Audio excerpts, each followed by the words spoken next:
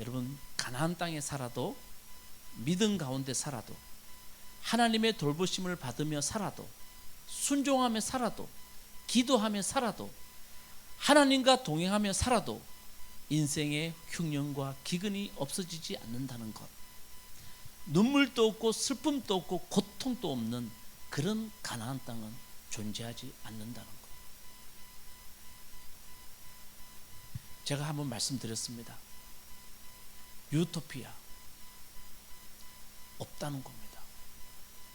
유는 없다는 것이고 토포스란 말은 장소입니다. 그런 장소는 없다는 겁니다. 여러분이 생각하는 가나안 땅, 여러분이 우리가 하나님 앞에 이 광야를 살아가는데, 하나님 나는 광야를 살아가면서 나에게 가나안 땅을 주십시오 하는 그 가나안 땅,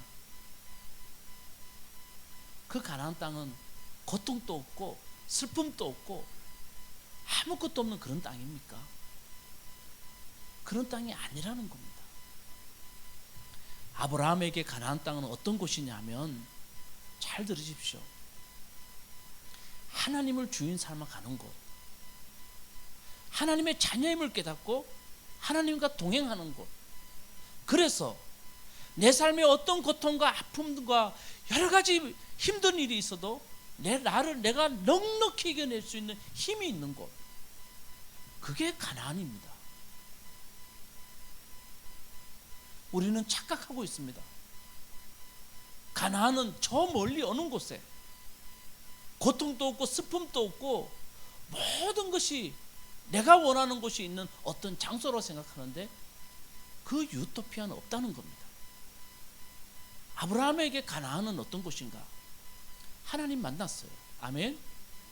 하나님이 날 사랑하는 거 알았어요. 그리고 하나님과 동행하기 시작해요. 그랬더니 광야 같은 세상을 내가 이길 힘이 있더라는 거예요. 그것을 넉넉히 내가 감당할 수 있는 힘이 내 속에 있더라는 거예요. 그래서 하나님이 아브라함을 불러내실 때, 아브라함아, 내가 너의 복의 근원을 되게 해주겠다.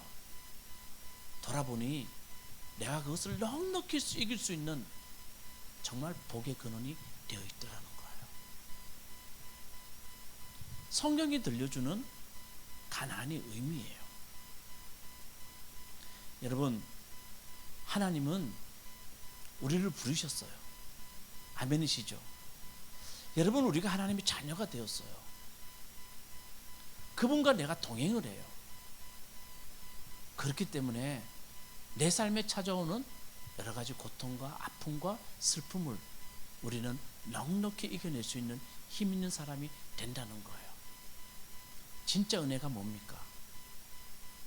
저는 성경을 읽으면서 진짜 은혜가 뭔가에 대해서 생각해 봐요. 이 땅에 세상을 창조하시고 우리에게 생명 주신 그 하나님이 우리에게 말씀하세요. 너 나와 동행하면서 정말 너가 든든해졌구나. 이제 너 나와 함께 이 땅을 새롭게 만드는데 나의 손과 발이 되어줘라. 하나님이 나에게 그 손을 내미는 게 진짜 은혜입니다. 우리 드라마 보잖아요. 언제 감동받아요? 나의 아저씨 저 참 재밌게 봤는데, 아이유가 정말 어렵게 살잖아요. 그런데 누군가가 와서 나와 함께 하자고 할 때 마음에 진한 감동받잖아요. 그런데 왜 하나님이 여러분들과 함께 하자는 데는 진한 감동 못 받습니까? 하나님이 우리에게 찾아와서 너 이제 정말 든든하게 됐구나. 너 나와 함께 하자. 이 땅을 살아가는데 내 손과 발이 좀 되어줘. 여러분, 우리가 하나님이 눈에 보이지 않는 이유는 저는 한 가지밖에 없다고 생각합니다. 그 이유는 우리가 주님의 손과 발이 되어야 되기 때문에 하나님이 안 보이시는 겁니다. 우리가 그렇게 해야 됩니다. 그러니까 가나안 땅, 하나님은 우리를 정말 환경을 바꿔서 우리가 그 환경 가운데 풍성함을 누리게 살려고 하나님이 하지 않으셨다는 거예요. 하나님은 그분의 세심한 손길을 통해서 나를 든든히 만들어 가시더라는 거예요. 아멘이십니까? 좀 여러분 우리가 이 하나님을 좀 믿었으면 좋겠어요. 이 하나님이 정말 능력 있는 분이심을, 그분의 손은 나를 만들어 가심을 여러분 믿으시기 바라겠습니다. 환경을 만들지 않아요. 여러분 다 약한데 하나님과 동행하지 않는데 환경만 바뀌어놓으면 그게 가난입니까? 나는 사람을 사랑하는 마음도 없고 나는 정말 너무나 좁은 사람인데 환경만 크게 바꿔놓으면 그게 축복이에요? 내가 변화가 없는데. 그러니까 하나님이 그 가난으로 인도하는 것은 나를 만들어가는 시간들입니다. 아멘. 정말 그게 중요해요. 이 주제를 깨닫는 사람과 깨닫지 못하는 사람의 차이는 어마어마해요. 맨날 예수 믿으면서 우리가 보면 환경 바꿔달라고 기도해요. 내 환경이 달라지기만 기도해요. 근데 여러분 믿으세요. 하나님은 환경도 바꿔줄 줄로 믿습니다. 그러나 그보다 우선되는 것은 뭡니까? 나를 만들어가는 그분의 손길이에요. 넉넉히 길 수 있는 손길을 하나님 주십니다. 여러분 유토피아는 있다 없다? 없어요. 그런데 자꾸 유토피아가 있다고 말하는 사람들의 말이 여러분을 유혹해요. 우리를 넘어뜨려요. 그러니까 여러분이 하나님의 세심한 손길로 든든해지시기 바라겠습니다. 자, 이런 하나님의 세심한 손길을 느낀 사람 중에 한 사람이 모세였어요. 자, 모세는 이제 봅시다. 모세가 쓴 글이 어디라고요? 신명기라 그랬습니다. 신신당부를 해요. 모세는 가나안 들어갑니까? 못 들어갑니까? 못 들어가요. 그러니까 모세는 모압 땅 앞에서 모압 땅 앞에서 그는 가나안 땅 못 들어가요. 느보산이라는 곳에서 가나안 땅을 바라봐요. 근데 못 들어가요. 그 심정이 느껴지시죠? 그러니까 모세는 자기 백성들에게 정말 출애굽의 경험, 가나안 땅으로 이스라엘 백성들을 이끌었던 그 경험을 가지고 모세가 글을 쓰는데, 이제 정말 사람들에게 가르쳐주고 싶은 것, 그 고백들을 모세가 하게 돼요. 당신들은 꼭 이거 알아야 됩니다. 이거 꼭 좀 알아야 됩니다. 그 중에 하나가 오늘 우리가 읽었던 말씀이에요. 정말 은혜가 됩니다. 자, 우리 오늘 말씀 앞을 보고 다 같이 한번 읽어보도록 합시다. 다 같이 시작.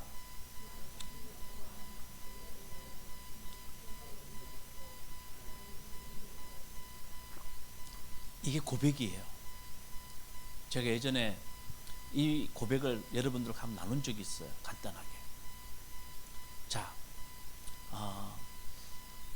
옷이 헤어지지 않았고 발이 부르트지 않았습니다. 이거 보고 우리는 과정법이라 그래요. 40년 광야 생활했는데 옷이 헤어졌겠어, 안 헤어졌겠어요? 헤어졌죠. 발이 부르트겠어, 안 부르트겠어요? 부르텄어요. 근데 모세는 자기 백성들을 모아놓고 이야기를 해요. 여러분, 부모가 자식에게 나 옷이 헤어진 적 없고 발이 부르튼 적 없어 라고 고백하듯이 모세가 이렇게 자기 백성들에게 이렇게 고백을 해요. 근데 이 고백이 얼마나 중요하냐면, 여러분 신명기 29장 가면 모세가 다시 자기 백성들을 불러 모아놓고 모세가 다시 한번 이야기를 들려줘요. 한번 29장 우리 다시 한번 봅시다. 5절 말씀 다 같이 시작. 나는 40년 동안 광야에서 너를 인도하였다. 그래서 너희 몸에 걸친 옷이 헤어지지 않았고 너희 발에 신은 신이 닿지 않았다. 모세가 이렇게 고백을 해요. 그러니까 이 고백은 모세가 단순하게 하는 고백이 아니라는 거예요. 아시겠죠? 단순한 고백이 아니에요. 정말 모세가 들려주고 싶었던 고백이라는 거예요. 자, 이렇게 말하면 되잖아요. 야, 너희 출애굽할 때 봤지? 홍해를 갈라지게 하는 그 하나님 봤지? 불기둥과 구름기둥으로 인도하시는 하나님의 손길 봤지? 만나 내려서 너희가 만나 먹은 것 너희가 경험했지? 하나님이 하시는 놀라운 일들을 너희가 경험하지 않았니? 라고 모세가 고백할 수 있어요. 저는 그런데 이 모세는 그 고백보다 더 소중한 고백을 이렇게 하고 있어요. 오늘 본문 말씀에 야, 우리 옷은 헤어지지 않았고 우리의 발은 부러뜨린 일이 없어 라고 말을 해요. 여러분, 우리가 성경 읽을 때 제가 왜 이 말씀이 저한테 깊이 다가왔냐 하면 우리의 눈은 다 어디 가 있어요. 우리 권사님들, 집사님들 출애굽 이야기하면 뭐가 생각나세요? 그 재미있는 출애굽 이야기 하면서 여러분은 생각나는 게 뭐가 있어요? 다 만나 먹은 이야기, 바위에 쳤더니 물이 나오는 이야기, 구름 기둥과 불 기둥 이야기, 이런 것만 생각나잖아요. 여러분, 한번 이스라엘 백성들이 그 광야길을 가면서 어떤 옷 입었는지 한번 생각해 보셨어요? 어떤 신발 신었을까 한번 생각해 보셨어요? 생각 안 하셨죠? 동의되시죠? 이스라엘 백성도 마찬가지예요. 그들은 하나님이 일으킨 큰 기적, 그만 그들 속에 머릿속에 있었을 거예요.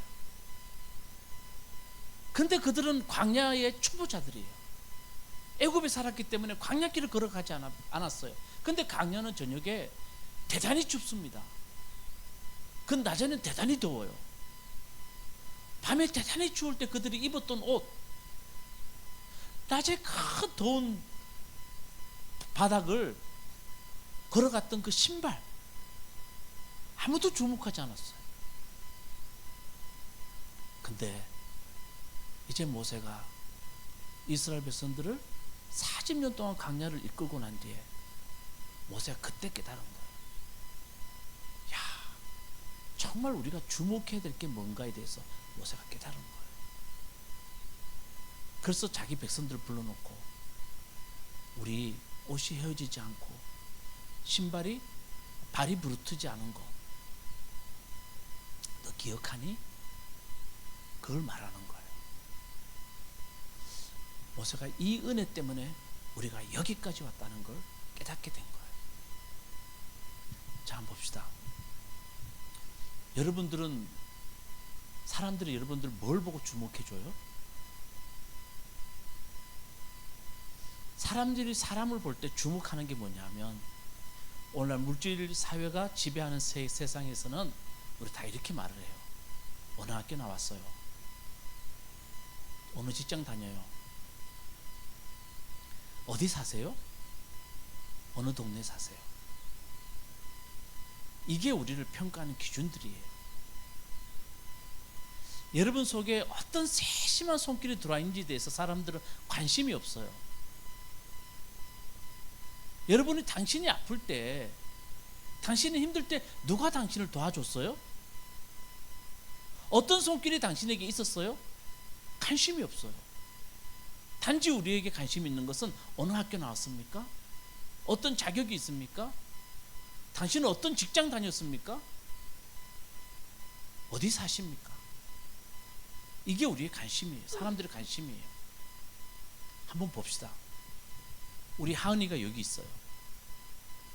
자, 사람들은 하은이한테 관심을 가질 때 사람들 뭐 물어봅니까? 하은아, 너 어느 학교 다니니? 너 무슨 직장, 너 자격이 있어? 무슨 자격증 땄어? 하은이한테는 끊임없는 그 질문을 하은이가 수없이 들어야 돼요. 더 커도 계속 그 질문을 받기 때문에 하은이는 거기만 신경 쓸 수밖에 없어요. 근데 여러분, 부모의 관심은 거기에 없어요. 얘가 밥을 먹고 다니나, 얘가 어디 아픈 데는 없나, 우리 하은이 친구 관계는 잘하고 있나, 얘가 어디에 좀 불평 있는 게 있나, 힘든 게 뭔가, 여기에 관심 갖는 게 부모의 마음이에요. 근데 여러분, 우리가 여기까지 살다 보니 내가 여기 든든히 서 있는 그 이유가 뭐냐면, 그런 세심한 손길들이 내 속에 들어와 있기 때문에 내가 여기 있는 거예요. 모세는요, 어느 순간에 그걸 깨달았어요. 자기가 광야를 건너온 것, 그 많은 사람을 데리고 건너온 것은 우리가 생각하듯이 홍해가 갈라지고 반석에서 물이 나오고 만나를 먹여주시고 불기둥과 구름 기둥으로 인도했다는 것, 그거 가지고도 여기까지 사람들은 거기만 주목하는데, 모세가 가만히 보니까 그 기적도 중요하지만 하나님이 우리를 세심하게 보살펴 주신 것, 우리의 옷이 헤어지게 않게 하신 것, 팔이 부르트지 않게 하신 것, 그 손길이 있었기 때문에 내가 여기까지 왔다는 것을 모세가 깨닫게 된 거예요. 그러니까 모세가 말을 해요. 여러분, 나는 여러분들에게 이 고백 하나 하고 싶습니다. 과장법이지만 모세가 꼭 이 과장법으로 말하는 것은, 우리가 여기 한번 주목해 봅시다. 하나님은 우리의 옷을 헤어지지 않게 하시고 발을 부르트지 않게 했습니다. 큰 기적도 중요했지만 이것이 우리 속에 있었기 때문에 우리가 여기까지 우리가 오게 되었습니다. 그 모세가 그 이야기하는 거예요.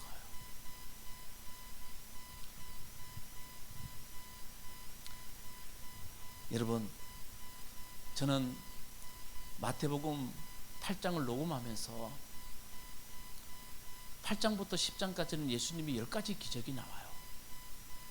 10가지 기적을 8장부터 10장까지 모아놓은 이유는 모세의 10가지 기적과 예수님의 10가지 기적을 이야기하기 위해서예요.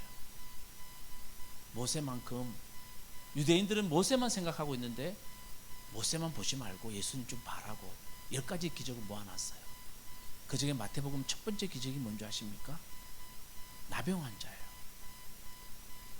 여러분, 나병 환자에게 하지 말아야 할 한 가지가 뭡니까? 금기가 뭡니까? 뭐 하면 안 돼요?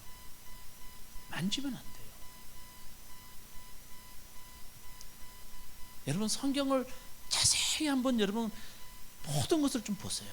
우리 예수님 나병 환자 만나자마자 하신 게 뭡니까? 손을 만지셨어요. 큰 누구도 상상하지 못하는 일을 하세요.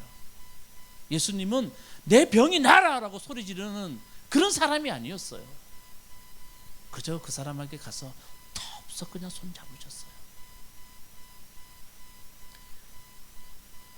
야, 여러분, 나병 환자의 입장에서 한번 생각해 보세요. 눈물 나는 일이에요.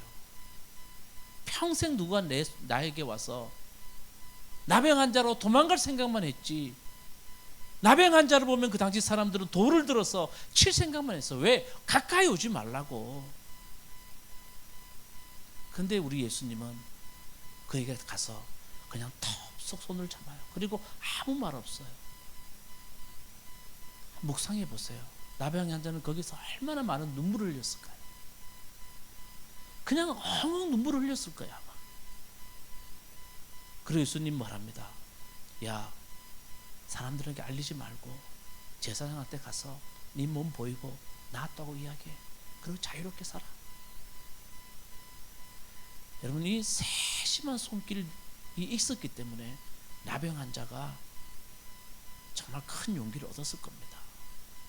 그냥 야, 나 예수니까 너 병 나 라고 했으면 그게 무슨 의미가 있습니까? 예수님은 그런 세심한 손길을 보여주신 분이세요. 여러분, 저는 여러분들에게 말씀드렸습니다. 우리도 광야를 가는 사람이라고.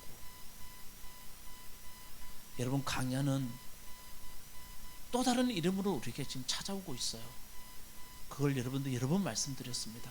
부족함, 불평, 불만, 실패, 이별, 배신, 외로움, 두려움, 다 광야예요. 우리는 이 광야를 살아가고 있어요. 이 광야를 살아갈 때 우리에게 필요한 것들이 있습니다.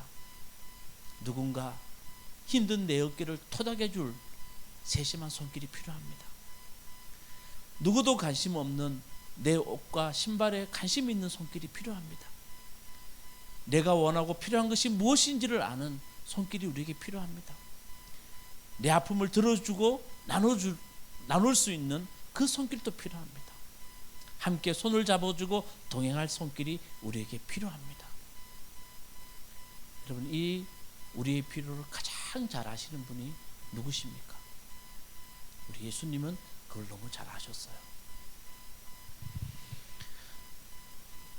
말씀을 준비하면서 요한복음 13장 1절과 5절 말씀 하나님이 저에게 주셨어요. 여러분 그저 앞만 보시고 제가 읽어드리겠습니다. 1절에서 5절 말씀까지만 한번 가만히 들어보십시오. 예수님은 자기가 세상 떠날 시간임을 아셨고 우리가 상상하지 못하는 일을 예수님은 하십니다. 그리고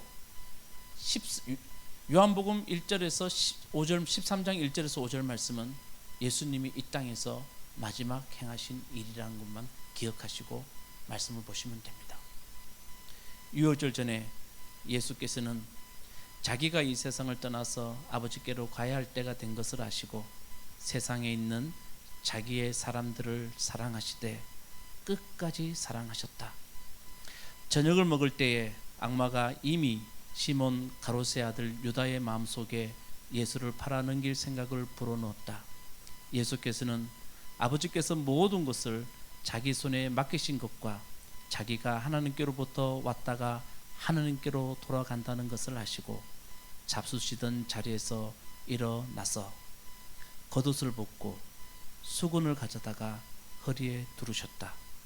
그리고 대야에 물을 담아다가 제자들의 발을 씻기시고 그 두른 수건으로 닦아 주셨다. 아멘. 여러분, 우리도 광야를 가고 있습니다. 참 어려운 광야를 살아갑니다. 나에게는 왜 가난이 없나? 그런 마음을 가지고 우리는 참 고난 가운데 살아갑니다. 그런 우리에게 세심한 손길이 필요합니다. 그런데 예수님은 그의 죽음 직전에 우리에게 마지막 하신 일이 있습니다. 그 누구도 주목해 주지 않았던 사람들의 가장 난처한 곳, 가장 더러운 곳, 세상에 때가 묻어 있는 발을 예수님은 보셨습니다. 그리고 예수님은 그 발을 씻어 주셨습니다. 여러분, 꼭 기억합시다. 우리 예수님의 세심한 손길을 꼭 기억합시다. 우리의 발을 닦아주시고 아무도 주목하지 않은 우리의 발을 주목하시고 계신 분이 우리 예수님이십니다. 삶에 때가 묻어있는 누구에게도 보여주기 싫은 그 발을 주목하고 계신 분이 우리 예수님이십니다. 그 예수님이 계심이 여러분들에게 큰 힘이 되기를 바라겠습니다. 베드로가 말을 합니다. 그는 그의 성품답게 예수님 안 됩니다. 그렇게 말을 합니다. 그때 예수님이 이렇게 말합니다. 우리 7절 말씀 봅시다. 내가 하는 일은 지금은 알지 못하나 나중에 알게 될 것이다. 주님이 그렇게 말씀하십니다. 그리고 난 뒤에 예수님이 말씀하십니다. 내가 씻기지 아니하면 나와 상관없다 라고 주님이 말씀하십니다. 그래요. 예수님이 지금 우리 발을 씻기고 그분의 세심한 손길 우리 지금 알지 못해요. 우리 안다 해도 거짓말이에요. 근데 주님 말씀하세요. 나중에는 알게 될 것이다. 네가 지금 서 있는 그 자리, 너가 이 땅을 살아갔던 그 힘, 그게 뭔 줄 아니? 큰 기적이 아니라 나의 세심한 손길이었다는 걸. 그때 내가 사람들을 보내주고 위로의 말로 너를 세워주고 너와 함께 했다는 것, 지금은 알지 못하지만 나중은 너는 꼭 알게 될 것이다. 주님 말씀하세요. 그러면서 말씀하십니다. 내가 씻기지 아니하면 나와 상관없다. 여러분, 주님의 그 세심한 손길을 우리가 알지 못하면 우리 주님과 상관없이 살아갑니다. 그저 세상의 큰 일들, 세상에 일어나는 기적 같은 일들에만 우리가 자꾸 눈길이 가고, 그래서 주님을 바라보지 못하는 사람이 될 겁니다. 우리 사순절 기간 저는 주님 앞에서 이 말씀을 한번 깊이 여러분들이 묵상해 봤으면 좋겠습니다. 내 옷이 헐지 않고 내 발이 부르트지 않았다는 모세가 깨달았던 하나님의 세심한 손길을 이 사순절 기간에 한번 느껴보시기 바라겠습니다. 그리고 여러분 부탁드립니다. 여러분의 이웃들도 이 세심한 손길이 필요합니다. 그 세심한 손길을 여러분의 이웃들에게도 내밀 수 있는 여러분 꼭 되시기 바라겠습니다. 그럴 때 그들은 지금은 알 수 없으나 나중 되면 꼭 알 겁니다. 그를 통하여서 하나님이 역사하셨다는 것을. 우리 다 같이 자리에서 일어나시겠습니다. 우리 이 시간에 우리 작은 우리 삶에 일어났던 모든 것들이 하나님의 은혜임을 고백하는 시간이 되었으면 좋겠습니다. 주님, 모든 것이 하나님의 은혜였습니다. 그래서 내가 누려왔던 모든 것들 다 하나님의 은혜였습니다. 오늘 그 마음으로 우리 고백을 좀 했으면 좋겠습니다. 우리의 눈은 자꾸 큰 것에만 가 있습니다. 모세가 아마 출애굽에 이른 우리들에게 꼭 들려주고 싶었던 이야기 있었을 겁니다. 제발 홍해 걷는 것만 좀 보지 마세요. 제발 반석에서 물이 나온 것에만 자꾸 눈길이 가지 마세요. 나는 좀 여러분들이 거기만 아니라 우리의 옷에도 우리의 신발에도 좀 관심 가졌으면 좋겠습니다. 그게 하나님의 은혜였습니다. 부모는 자녀에게 관심 갖는 것은 다른 것 아닙니다. 아픈 것 없는지, 밥은 먹고 다니는지, 친구들과 좋은 관계 갖고 있는지, 그게 그걸 살아가게 하는 힘이라는 것을 알기 때문에 그가 어느 학교 나왔는지, 어떤 집에 사는지, 어떤 자격증이 있는지 세상 사람들이 갖는 관심하고는 다른 관심을 갖는다는 겁니다. 여러분, 이게 하나님의 은혜입니다. 저는 그 은혜, 그 세심한 손길에 우리가 좀 눈길을 가면서 모든 것이 하나님의 은혜였다는 고백을 하기를 원합니다. 주님 앞에 찬양하시겠습니다.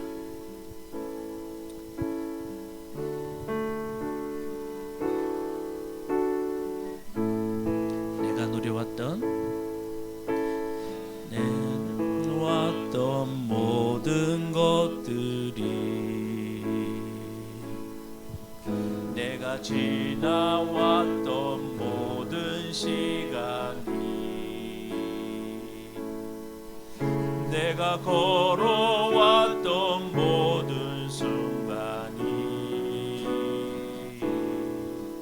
당연한 것 아니라 은혜였어. 아침 해가 뜨고 저녁에 노을, 봄의 꽃향기와 가을의 열매, 변하는 계절의 모든 순간이 당연한 것 아니라 은혜였소. 내가 이 땅에 내가 이 땅에 태어나 사는 것, 어린아이 시절과 지금까지 숨을 쉬며 살며 꿈을 꾸는 삶, 당연한 것 아니라 은혜였소. 내가 하나님의 자녀로 살며 오늘 찬양하고 예배하는 삶, 복음을 전할 수 있는 축복이 당연한 것 아니라